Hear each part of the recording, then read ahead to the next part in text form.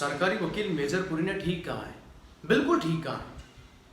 हम एक ऐसे समाज में रहते हैं जो कानून और व्यवस्था पर टिका हुआ है और समाज में एक व्यक्ति के विरोध और विद्रोह के लिए कोई स्थान नहीं, बिल्कुल नहीं कोई स्थान। समाज ने, कानून ने, व्यवस्था ने विरोध प्रकट करने के लिए बना रखे हैं रास्ते, मीलों लंबे रास्ते। इन रास्तों पर चलना तो शुरू किया जा सकता है, लेकिन प्रश्न तो यह है कि विरोध प्रकट करने के ये रास्ते क्या कहीं पहुंचते भी हैं? बिल्कुल नहीं पहुंचते, कभी नहीं पहुंचते। विरोध कोई नाटक नहीं है।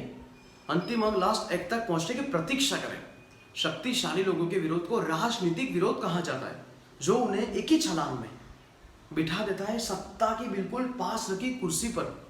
और कमजोर लोगों का विरोध, इसे विरोध नहीं कहते, इसे विद्रोह को नाम दिया जाता है, जो उन्हें एक ही छलांग में पहुंचा देता है फांसी के तख्ते तक।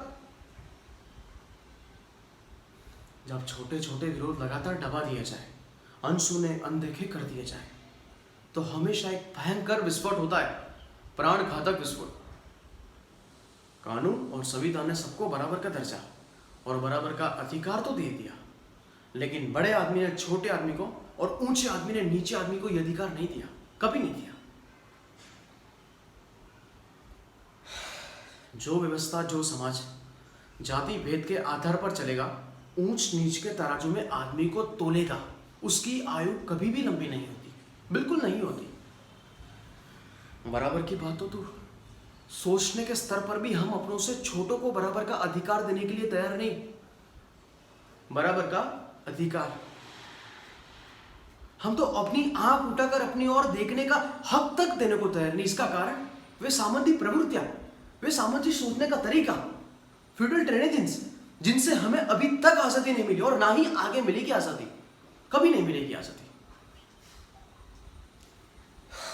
सवार रामचंद्र को फांसी की सजा मिलनी चाहिए। उसने अपने देश की रक्षा की शपथ लेने के बावजूद उसने कर दिया इनकार। एक अफसर की बच्ची की गंदगी उठाने से, अपने देश की रक्षा की शपथ लेने के बावजूद उसने कर दिया इनकार।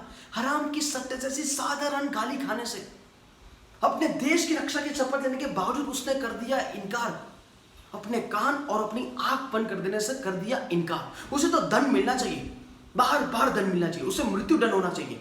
उसे आर्मी एक्ट 69 तथा इंडियन पिनल कोड की दफा 302 के अनुसार हर हालत में मृत्यु दंड होना चाहिए। उसे बार बार मृत्यु दंड।